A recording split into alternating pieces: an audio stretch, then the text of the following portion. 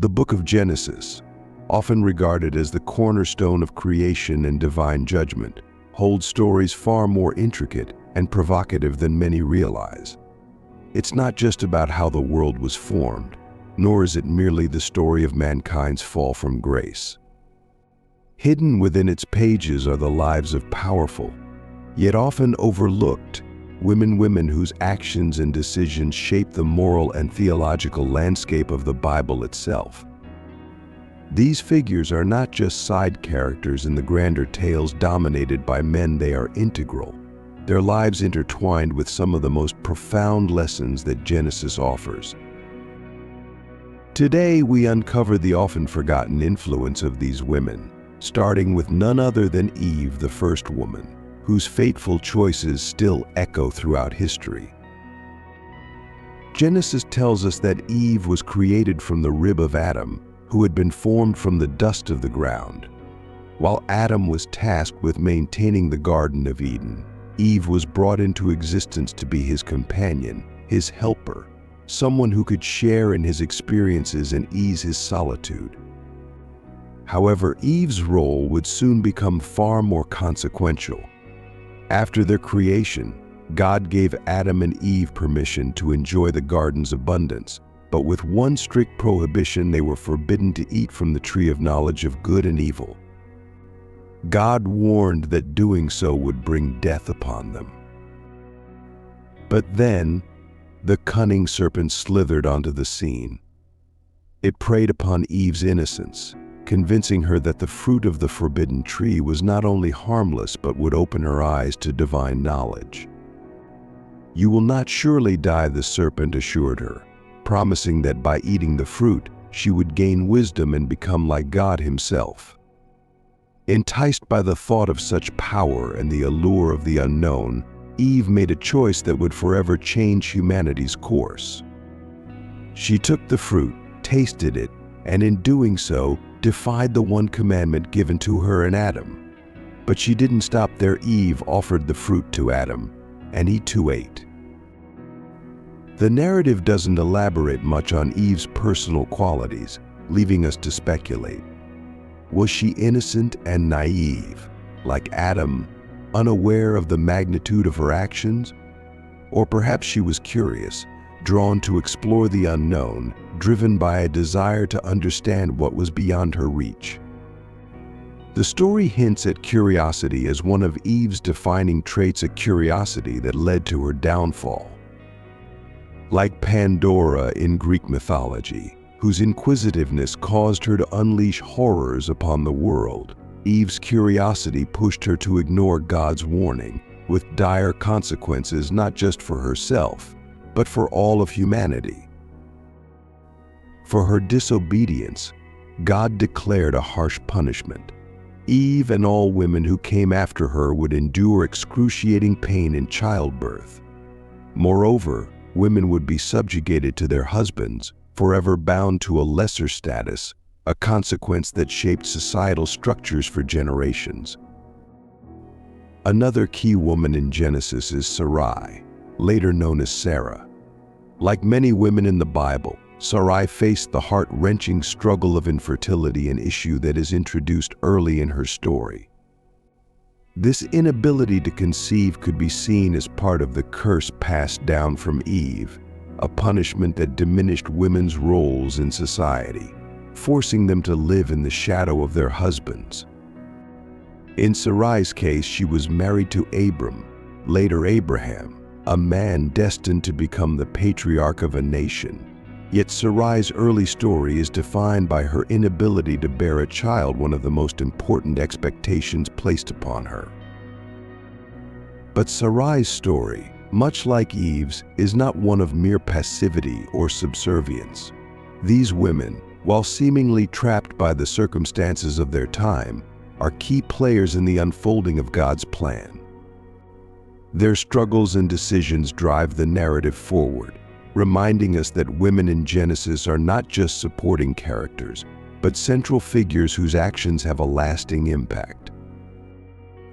However, much of this arc of Genesis is focused around Abram earning the covenant of the Lord and establishing his own lineage, as that which would be blessed by God.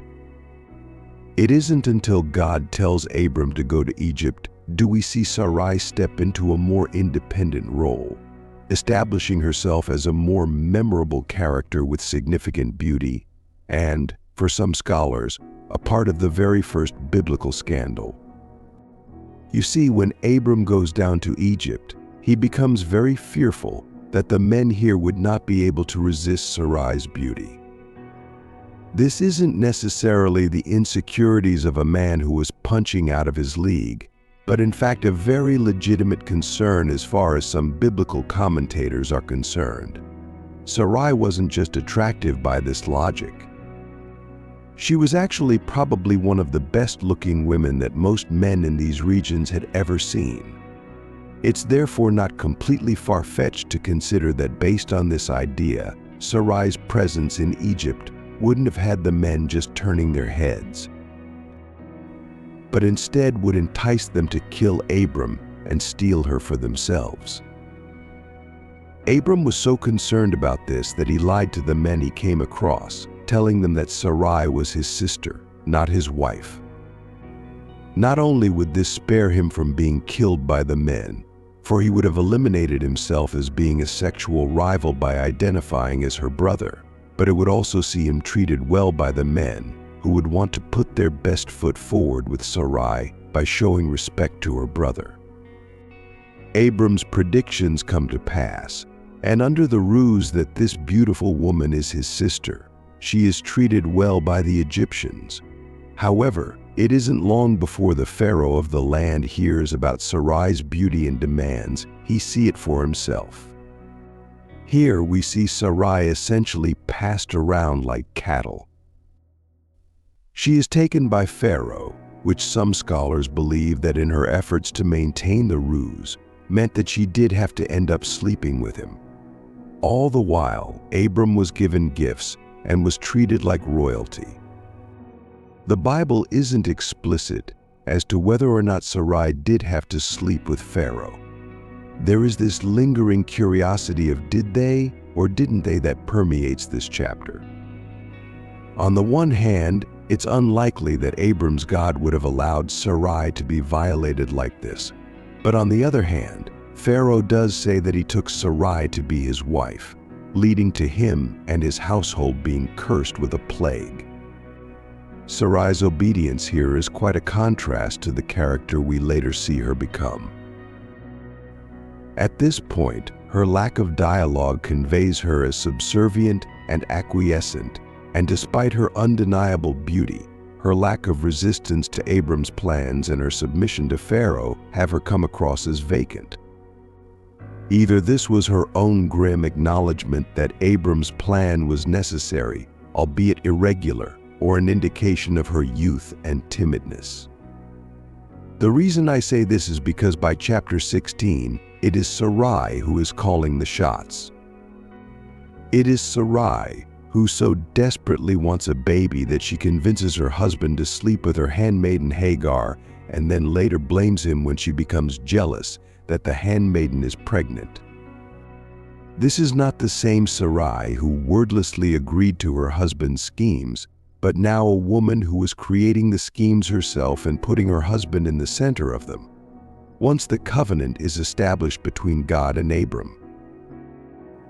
Abram is actually renamed by God and called Abraham, while Sarai becomes Sarah. It is here that God tells Abram that his wife will give birth at the age of 90. Now, if you think that's ridiculous, well, you're in good company, because Abraham thought it was ridiculous too, and even laughed when God told him. That laughter is later shared by Sarah once she gives birth to her son Isaac, again at 90 years old, where she says, "God has brought me laughter, and everyone who hears about this will laugh with me." And everyone laughed, well, everyone except this next disgruntled lady. Hagar, as previously mentioned, when Sarai became desperate for a child, she orchestrated a sort of one-night stand between her husband Abram and her handmaiden Hagar in the hopes that Hagar would become pregnant and then give the baby to her. Through this, Sarai could have the family she always wanted, even if the baby wasn't biologically hers. Now, while all this does transpire, Sarai did not account for the jealousy she would experience towards Hagar. She begins to despise Hagar and tells Abram that now that she was pregnant with his child, she did not act as a handmaiden should, but rather held the pregnancy over her head. We don't know for sure if Hagar did this, or if she acted haughty or out of line, but we know that Sarai perceived this as happening. Nonetheless, she became so outraged by Hagar and her pregnancy that she began to mistreat the handmaiden, so much so that Hagar actually fled. It was a pretty big deal for a woman to flee in those days. It wasn't as if she was moving to the next town over to start anew, but was rather moving out of the safety of the settlement and into the wilderness of the desert. One may see this as a testament to Hagar's character, that she was brave enough to even risk leaving the employ of Sarai and striking out on her own, whilst pregnant no less. Yet another interpretation is that this was a sign of how bad the mistreatment had gotten at the hands of Sarai, that Hagar would have rather taken her chances out in the wild than spend another day at the mercy of her mistress.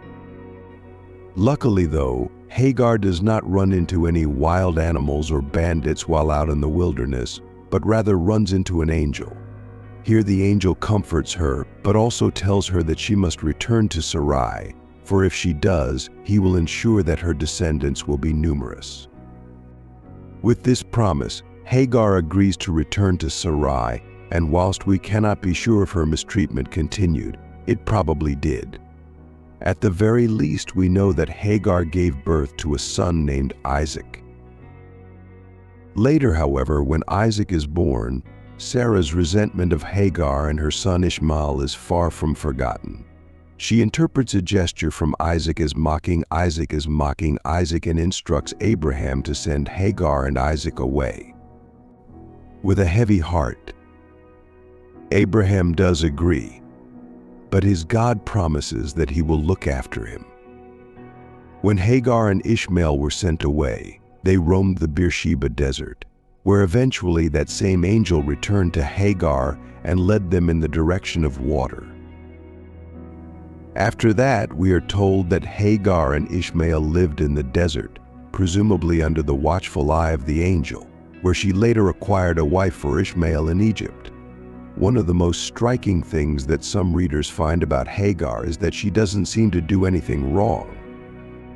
Indeed, the haughtiness she expresses over Sarai can be chalked up to a warped interpretation by Sarai, who by that point not only regretted her decision to have her husband sleep with her, but was also overcome with resentment and envy. Outside of this, Hagar seems like the dutiful handmaiden. She agrees to sleep with Sarai's husband. In the first place, she goes above and beyond in her duties in that respect. And even though she completes these arguably degrading tasks, sleeping with an 84-year-old man can't be that fun, she is still scorned for her efforts thereafter. Perhaps this is why an angel is sent to Hagar in the first place, because she is one of the unsung biblical characters who goes through quite the ordeal for very little reward. Lot's wife, I'm sure we've all heard the expression wrong place, wrong time, and that kind of applies to Lot's wife. We don't really know much about Lot's wife, we don't even know her name, but she does nonetheless make an interesting case study when considering curiosity and temptation. As readers may know, in the moments before Sodom and Gomorrah are destroyed by God, Lot is urged by the angels to hurry up and leave. However, Lot is more concerned about where he is going to run. So, with the angels in agreement, they decide that Lot should be able to flee to a small town known as Zor, but that if he should take this route, he and his family should not look back at the destruction of the two cities. Lot agrees, but as he and his family are fleeing from the annihilation of Sodom and Gomorrah, Lot's wife looks back. Now, we don't know why she looked back.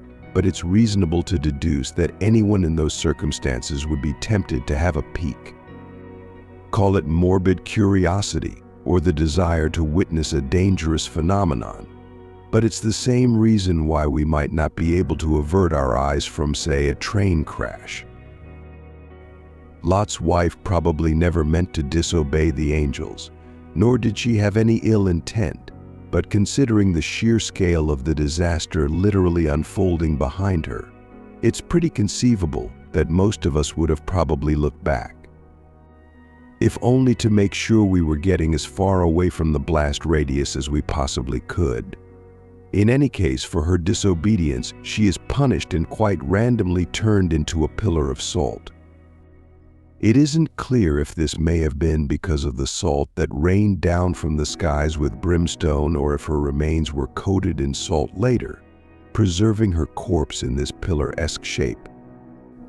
Another idea as to why she was punished at all is because Lot's wife didn't just look back at the destruction of the two cities, but rather looked back and felt sorrow and longing for two cities that she loved.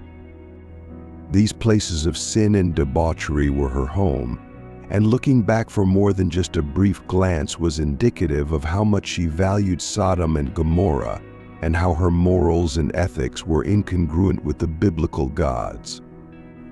Lot's daughter's Lot's wife isn't the only woman who earned herself in the biblical Hall of Fame for all the wrong reasons, but at least there's an argument that Lot's wife didn't knowingly do wrong. His daughters, on the other hand, were truly built differently. In the aftermath of the Sodom and Gomorrah decimation, Lot and his two daughters settled in the mountains.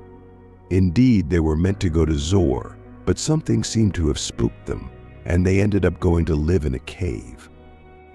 Now, the older daughter became concerned that there were no men living in these mountains, so there was no way for them to get pregnant and have children of their own. So with this conundrum, they decided to get their father drunk and then, essentially, force themselves upon him. To Lot's credit, we are told that he was completely unaware that they were even doing this. Some scholars attempt to focus on the youthful naivety of the daughters, and that they wanted to be like other women, and that they may not have known exactly what they were doing. But the Bible never gives us anything else on the subject. We aren't even told of Lot's reaction here, but merely told that the descendants of these two daughters would become the fathers of the Moabites and the Ammonites. Rebekah, the discovery of Isaac's wife Rebekah, is down to the diligence of Abraham's senior servant, who, after being tasked by Abraham to find his son a wife, pretty much just picks the first woman he sees. Of course, it's not that simple. The senior servant headed down to the town of Nahor and came to a stop just outside the town where the well was. Here he waited, knowing full well that the women of Nahor would soon come to draw water. Here he would have the pick of the women without having to go door to door to door to inspect the daughters of the land. As if this wasn't easy enough. Though, the servant asked his God to have the woman who was the most compassionate identify herself, and that it was this woman who would be deemed compatible and appropriate for Isaac. When Rebekah emerged, she was described as being very beautiful, perhaps not so beautiful that all the men in Egypt would kill her prospective suitors just to have her, but beautiful nonetheless. What sets Rebekah apart from the likes of Sarah is indeed her compassion and generosity, for when she approaches the senior servant at the well, she not only offers him her water but also offers to feed and clean his camels. With this gesture, the senior servant knew he had found the perfect wife for Isaac, one who was not only beautiful but willing to go above and beyond, and who was courteous, polite, and humble. In fact, we even see examples of her modesty when she later agrees to meet with Isaac, for when she saw him, she adorned herself with a veil before marrying him. By comparison, Rebekah appears to be one of the less complicated characters, at least as far as a wife goes. She and Isaac appear to get along without major dispute, and there is no sign of any schemes or jealousies as there are in Abraham and Sarah's marriage. One might argue that Rebekah was quite an agreeable person. She had grown up serving her father and her brother Laban. She was used to a lifestyle that saw her in the service of men, and so serving Isaac in the same way was not too far out of her regular routine. We are told that she loved Isaac and that he loved her. So even with this more one-sided dynamic, there certainly seems to be more cohesiveness between them than any other marriage that transpires in Genesis. It's the relationship between her children that puts Rebekah in a more controversial spotlight, namely her blatant favoritism over her second son Jacob. She goes to some great lengths to not only put Jacob above her firstborn Esau, but is also complicit in deceiving a wary and old Isaac into surrendering his inheritance and blessing solely to Jacob. The Bible does tell us that whilst Isaac loved the firstborn Esau, Rebekah loved the secondborn Jacob, suggesting that the parents did pick their favorites and made it known through their actions which child they preferred. The only difference is that Rebekah goes out of her way to ensure that Jacob is essentially set for life, even if this comes at the expense of the oldest son, Esau. Rebekah never seems to receive any comeback for her hand in the deception. In fact, she almost seems to double down by warning Jacob that his brother is on the warpath and looking for vengeance. Whether her actions can be justified or not, the narrative does show us how this seldom mentioned and often unsung woman of Genesis essentially changed the course of the entire chapter. As the firstborn, Esau was naturally meant to receive his father's blessing and inheritance, but Rebekah is seen to unapologetically become the mastermind behind the plot to promote Jacob instead. This sees the biblical story follow the rather influential path of Jacob and, as a result, renders Esau as something more akin to a footnote than a pivotal character. Leah, the story of Leah, goes hand in hand with her sister Rachel, but first it might be helpful to know how these two troubled sisters come onto the scene. After Jacob flees from his brother Esau, he ends up in the household of his uncle Laban, where he falls in love with Laban's daughter Rachel. Now Laban promised that if Jacob worked for him for 7 years, he would give him Rachel as a wife. However, after completing his 7 years, Laban tricked Jacob into sleeping with Leah. Upon realizing that this was not the correct sister, Jacob demands that he be given Rachel instead. Here, Laban alters the deal and tells Jacob that he has to marry Leah first, and that after her bridal week, he can then marry Rachel too. I suppose you might think of it as a buy one, get one free bargain. It's often proposed by commentators that Leah was the ugly sister, the older sister that no one really wanted. The Bible describes her as having weak eyes, while her sister Rachel is described as being beautiful and having a lovely figure. By this, it can be deduced that Leah wasn't much in the looks department. And considering she was older than Rachel, it's probable that Laban had a hard time finding any man who wanted to marry her. As far as the narrative goes, Leah was always the second choice. She was a woman who would have likely been spurned in favor of her prettier, younger sister. In fact, Genesis makes it pretty clear that Jacob loved Rachel more than he did Leah, and that he only slept with Leah so as to fulfill his husbandly duties. It's pretty hard not to have sympathy for Leah and view her as one of the more tragic women of the Bible. Even God takes pity on Leah and allows her to give birth to several of Jacob's children, while Rachel, his true love, delivers him none for a time. What's sad about Leah is that even after experiencing such shunning and being more of a chore for Jacob than a wife, she still wants him to love her, or at least wants to experience love, hoping that after each baby she births, she will win over his affections. Unfortunately, she is left wanting. Rachel, as mentioned, Rachel was the true love of Jacob and the only wife that he really wanted. Whilst never confirmed in Genesis, we get the idea that Rachel enjoyed her life of beauty and was not able to truly empathize with Leah in regards to what it meant to be the ugly sister. She is never seen to show compassion to Leah, nor really attempt to understand her sister's predicament in that she was forced to marry Jacob too. Instead, she grows venomously bitter and jealous over Leah, particularly over how Leah was able to deliver so many children to Jacob, whereas she could not. This caused a rift between Jacob and Rachel, who became so desperate for children that she actually permitted Jacob to sleep with her servant Bilhah, so that she may have the child that was born between them as her own. This calms the rivalry between Rachel and Leah for a time, but it isn't long before the two women begin accusing each other of husband stealing and later even the stealing of mandrakes. One of the root causes of the problem, according to some scholars, is that Leah had spent her entire life in Rachel's shadow, constantly jealous over her beauty and the affection she received. Now, the shoe was on the other foot in some respects, considering it was the first time that Rachel had found herself in a position to be jealous of Leah for all the children she had given birth to. The two sisters aren't able to be happy for each other in the slightest, and as a result of their own individual successes, they devolve into bitter siblings who greatly dislike each other.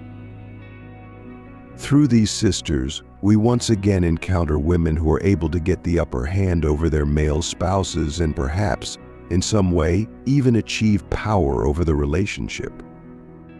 You'll notice that both Leah and Rachel end up pimping Jacob out to their servants in an effort to attain more children. And whilst it isn't clear if Jacob is willingly obliging in these undertakings, he isn't exactly given a choice either.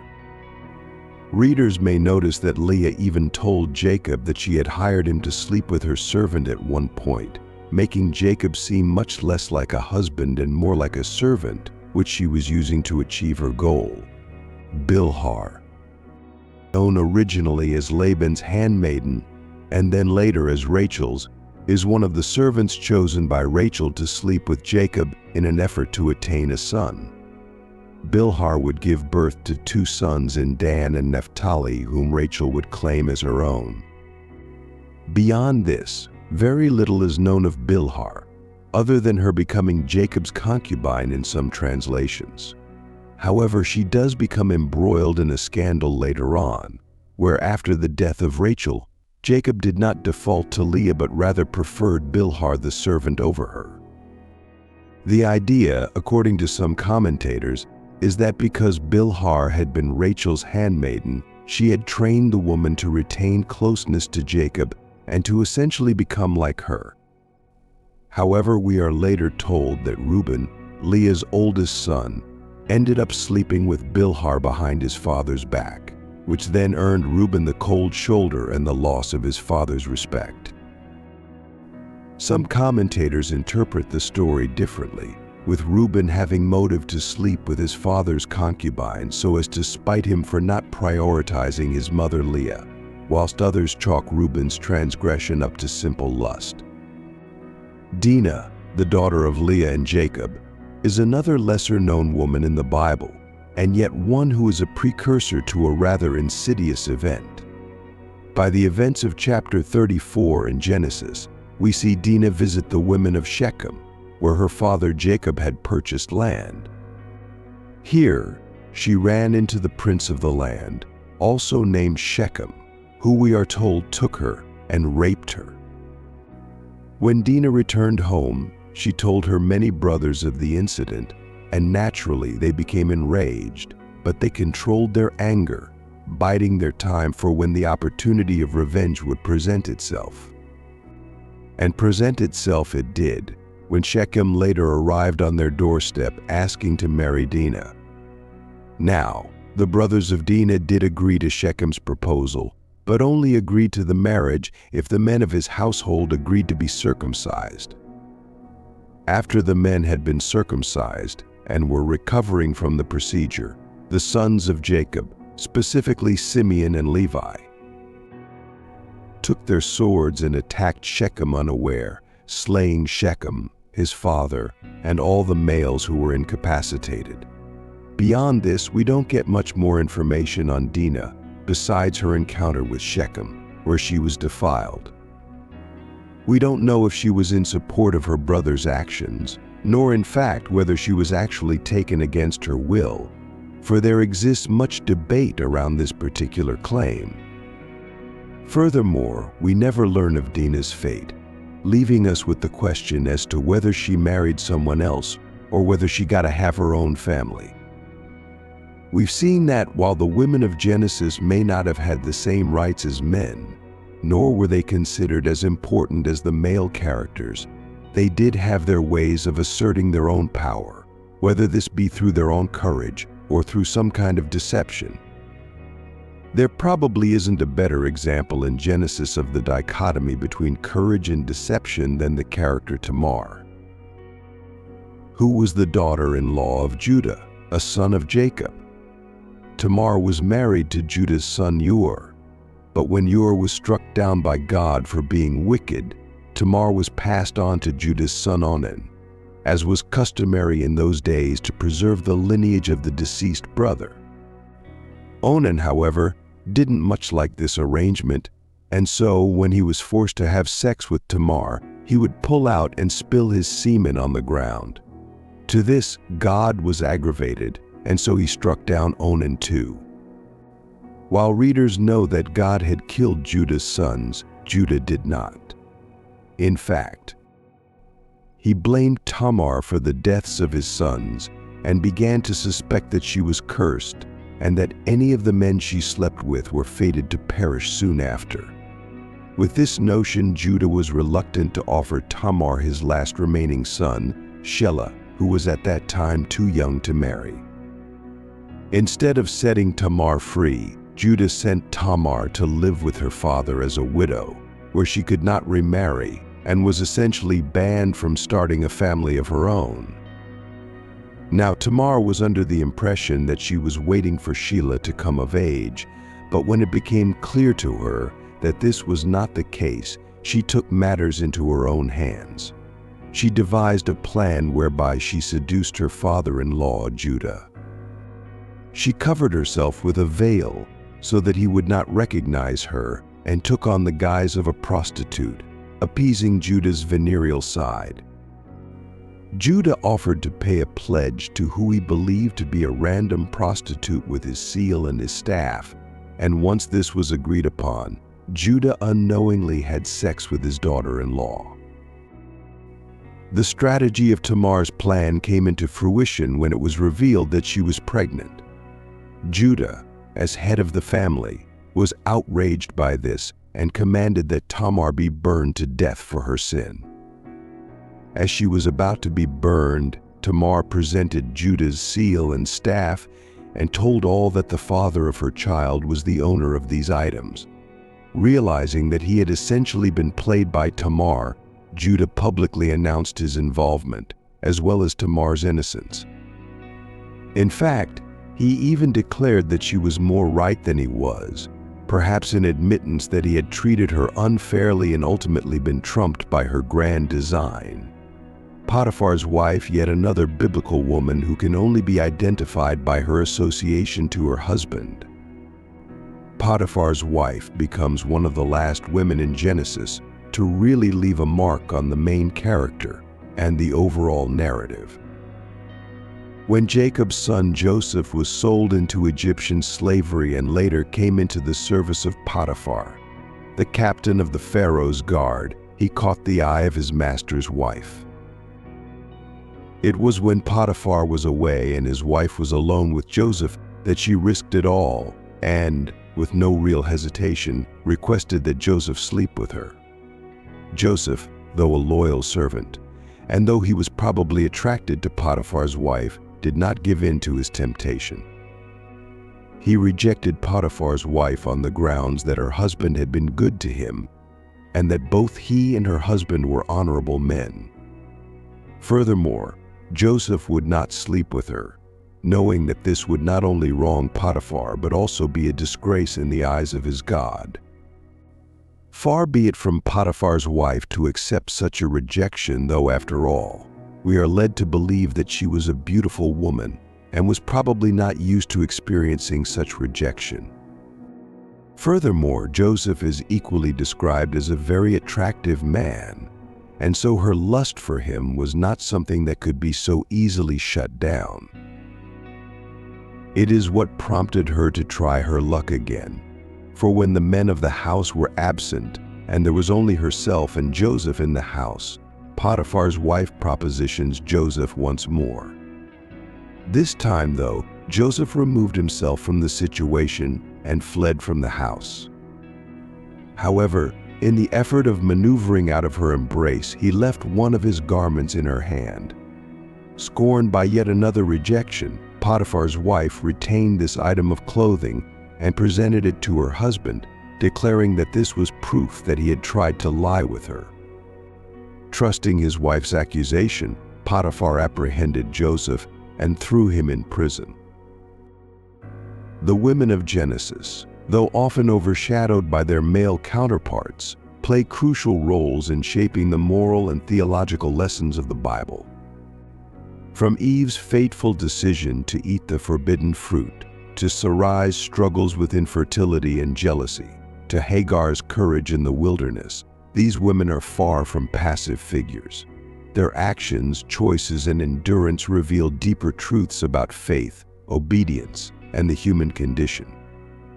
These stories remind us that, despite the societal constraints of their time, women found ways to assert their influence and shape the course of biblical history.